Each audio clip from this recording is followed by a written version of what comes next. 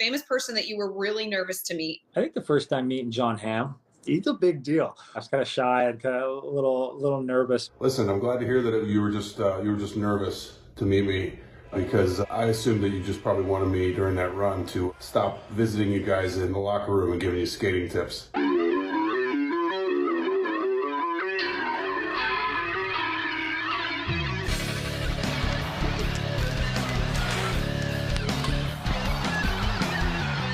The drive, they score! O'Reilly on a one-timer, and the captain has the Blues on the board.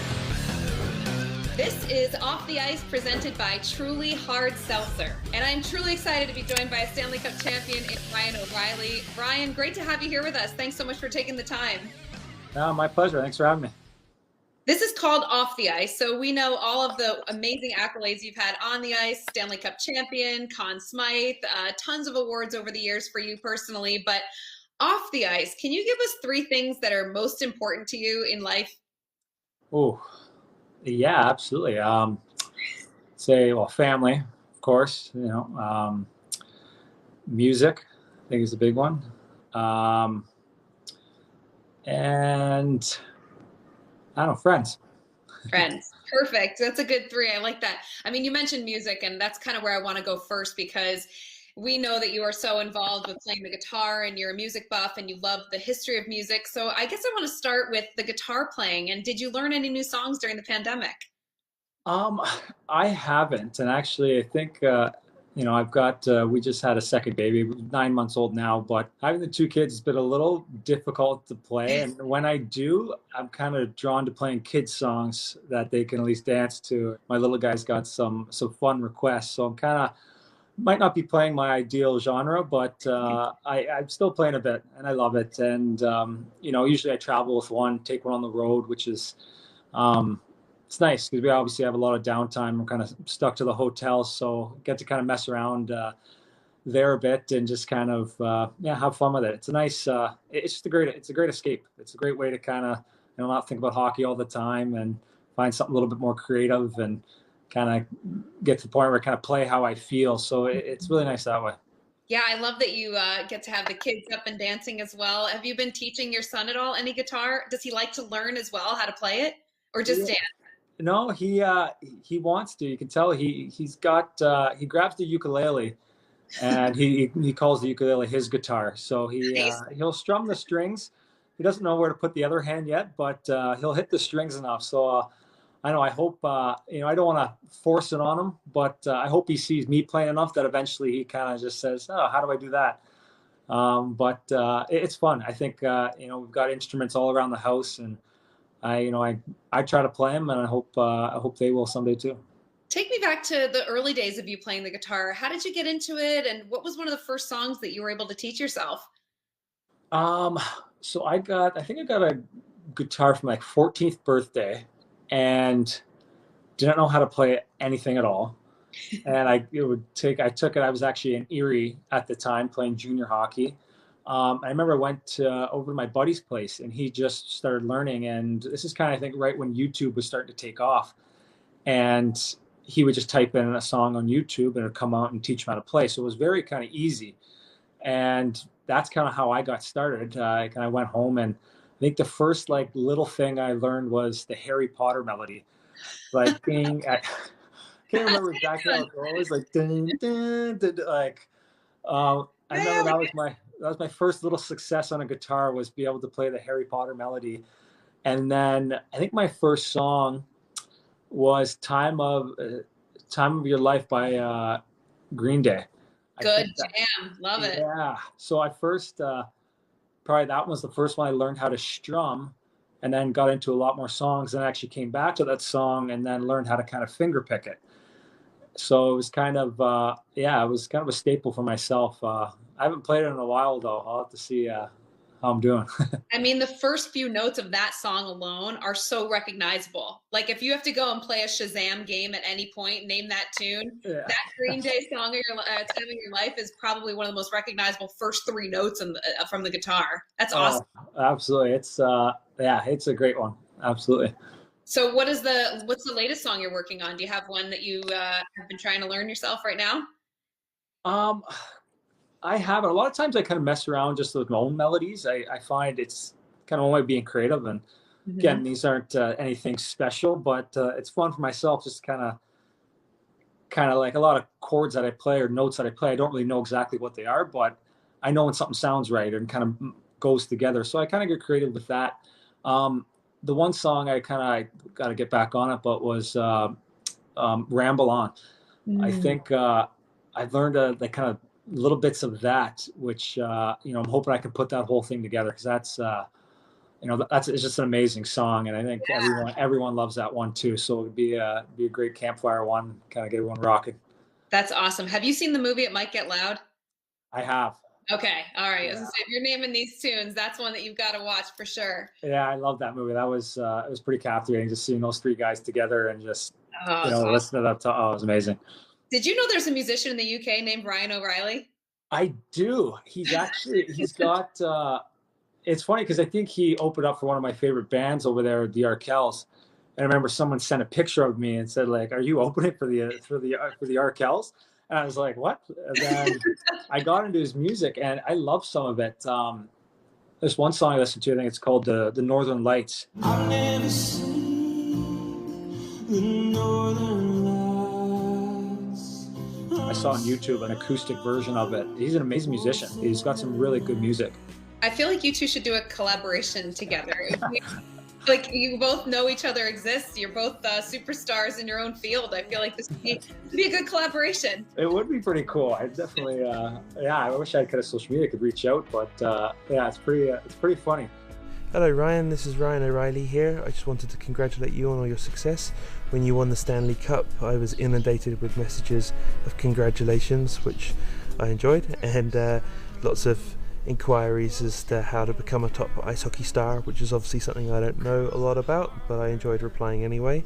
And I know that you're a big fan of music, that you've hung out with the guys from the Arkells and Bears Den, so it's nice to see our worlds collide a little bit. And perhaps one day when you hang up your skates, we could form a folk duo called Ryan's O'Reillys and hit the road.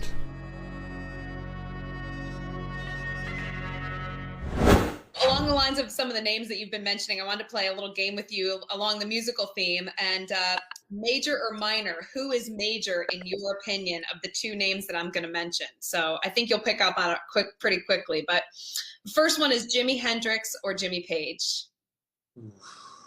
So I think I'd say Jimmy Page. Okay, good choice. Can't go wrong with Lil Zeppelin, right? Yeah. Johnny Cash or Elvis? Johnny Cash. Nice. Yeah. This is one that a lot of people get asked. Anybody that is any interest in music, Beatles or the Stones? I gotta go to the Stones. Nice. Yeah. Yeah. What's your favorite Stones song? That's tough. I don't think I can. Their catalog's so deep. I don't think I could say one. Okay, well, that's fine too. That's a big fan right there. Van Halen or David Gilmour? Van Halen. Nice. All right. And for me personally, because I'm a Jersey girl, I got to know Bon Jovi or Bruce Springsteen. I gotta go with the boss. Nice. Bruce Springsteen, yeah. I love that. I love them both too, but yeah, the guy's a legend. It's a tough game. I feel bad comparing these ones. They're all so incredible. Well, what's really interesting, I heard recently, and I don't know if you're a Howard Stern fan, but I was listening to Howard Stern recently talk to Dave Grohl and the Foo Fighters because they just came out with this awesome new album. And it was interesting, the question that Howard Stern had for Dave Grohl about who the greatest drum player of all time was. And they kind of bantered it and they went around for a while about who they thought it would be. So I'm curious for you as, a guitar player and an aficionado of music in that regard, and in particular, the instrument of the guitar, who is the greatest guitar soloist of all time in your opinion? Oh, gosh. Or maybe someone that inspires you Gosh, that's a great question. I wish I was prepared for it. Could have done some research and been like, oh, this song. It's like, but gosh, the greatest guitar soloist. I don't know. I like when Jimi Hendrix, he goes off on these. It's like he's channeling something else. It's like it's incredible, and also tough too. I love Mike McCready as well. Mm-hmm. When he Pearl Jam, when he yeah, some of his stuff, it just creates this whole new layer, new world to a song just from what he adds. It's incredible. What you're describing is so much about what makes a musician unique. And, for you, I'm curious, when you're playing music and when you're creating music and when you're maybe trying to replicate somebody else's music, does it take you to a place that's just totally removed from what your reality is at that moment? Yeah, you tap into this thing that you can't really explain, and it's so therapeutic. And I find so many things that in my life kind of that I'm struggling with at the time, and able to find a chord or find a riff that somehow pulls something out of myself that I completely kind of take a step back. I'm like, geez, like where'd that even come from? And like I mess around and write songs. It's more of just a hobby. I'm not selling these, or if I wish I could, and someone want them, it'd be great. But it's such a good hobby. But sometimes, yeah, these songs that they come out of one little riff and just you kind of capture a certain feeling, and then it just unfolds, and you finish it, and you feel something. You feel so this release, and again, when you go back to playing them, it kind of puts you back in that moment and that feeling, and it's crazy. And that's why I think music is so, I think, good for people, because it's a completely different way to express yourself. And musicians too, when everyone's different, they have their own different way of writing, and different, like, bands and the different sounds. It's just such a creative thing that everyone is so different in, and it's such a just good tool for healthy tool, I think, for mentally for people. Yeah. What concert would you most be looking forward to when we get out of this situation we're in right now and we're allowed to go back to venues and live music? Who's number one on your list? It is a tie. My favorite artist is probably Dallas Green, City and Color. When he does his acoustic solo shows, it's kind of what got me into music. I kind of want to be able to play his music, but it's very chill. It's a different experience. But the other one's My Morning Jacket. The show that they put on is something else. And when they go off, they play their songs sometimes a completely different way. It's just an incredible, incredible show. That's awesome. Yeah. One of the things we like to do here on Off the Ice is bring out the old fishbowl. Okay, number one, what is your spirit animal? A rhino. A rhino? I don't think I've ever heard that one before. Yeah. What made you come up with that? I don't know. I just I think it sounds nice with my name. Nice. Rhino O'Reilly. I like it. That's a tongue twister. I do not want to say that one on television anytime soon. Okay, what is your guilty pleasure when it comes to food? Oh, ice cream.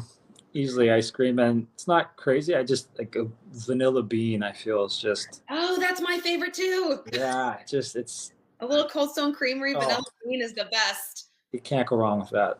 You guys have had a lot of famous people around you and all the events you get to go to. Famous person that you were really nervous to meet? I think the first time meeting Jon Hamm was kind of like, he's a big deal. I was kind of shy, a little nervous, but he was so easy to talk to. Shaking his hand, it was so easy after that. But the build up, I was kind of nervous. All right, buddy, congrats. Listen, I'm glad to hear that you were just nervous to meet me, because I assumed that you just probably wanted me during that run to stop visiting you guys in the locker room and giving you skating tips. I'm happy for the C for you.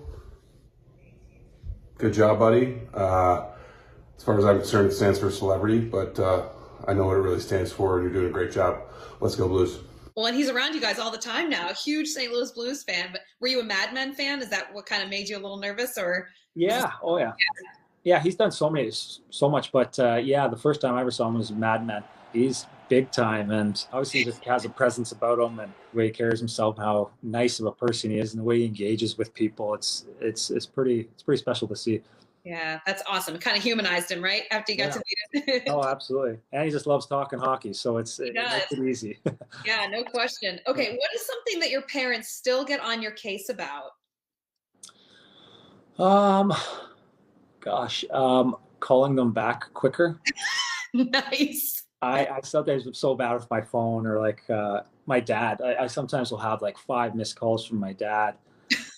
And like, I'll see him. He's like, "What? Like, why aren't you calling back?" And he'll message me like 5 times. I'm like, "Dad, like, I will get to you when I can. Like, there's something going on." But he, I think they like when I get back to them a little bit quicker and things. I kind of try to put my phone away and then say I'll get to it later, and I don't, and it's a bad habit. You need like a special do not disturb for mom and dad, so that doesn't happen. They can interrupt you wherever you are. I know. I feel so. I love them. They're such great people too. I hate to let them down.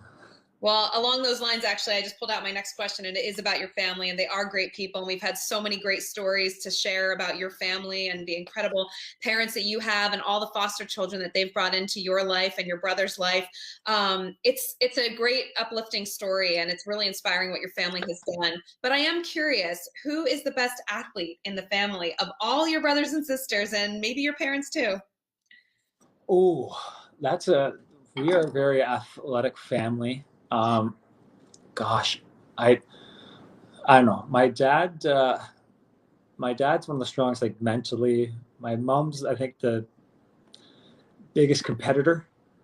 But I don't know. It's tough to say. Like, I know I've got my older brother, who's a great hockey player. I've got an older sister, Tara, who's an incredible athlete. But my younger sister, Shannon, I think just her commitment to things, anything she put her mind to, she was incredible at. And like, I would think she was probably the best athlete. Anything she does, she just gets, and she's just consumed by it and does it so well. So I think I would say my youngest sister, yeah, Shannon.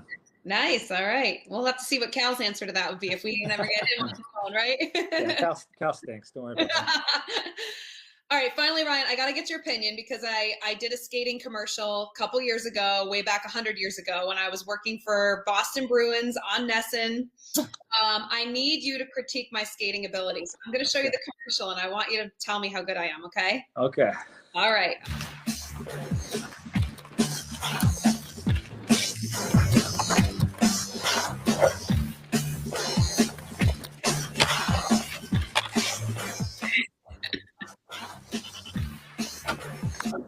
Hey guys, in the studio. Wow. Jason Bruins face. I am very. You skate better than I do. What? No, Were you impressed? It's impressive, no? That's very impressive. That's incredible. All right. Well, we're going to leave it at that. We're just going to say it's incredible. I'm not going to tell you if it's done double involved or not, but I think we can form our own opinion. You need to help me with my skating. There we go. It's fun to do these types of commercials, and I know you've done a couple in St. Louis. We see the one that airs with you and our beloved Darren Panger. But do you have a lot of fun with that when you get to do things like that off the ice and contribute to the community? Oh yeah, I think it's cool. I think more and more as you kind of get older in the game, you get more comfortable in front of the camera, and I think it's cool. I think I always loved. Kind of growing up in high school too, like drama class and such and acting. So anytime you can kind of get into something and just like be creative with it and kind of act in front of camera, I think it's so much fun. So it's it's always cool. It's tough when reading and I'm not really great at that part of it, reading off a prompter, but when it's other stuff, your lines and such, I love it. I think it's so cool. That's awesome. Well, in 100 years from now, when hockey's over for you, I think you got a career and you can go acting, guitar, whatever you want. So, Ryan, thanks so much for spending time with us off the ice. It's great to get to know you off the ice and have fans get a little glimpse into all the other talents you have because it's been fun to watch you on the ice as well. So thanks for joining us. Oh, thanks a lot. It was a lot of fun.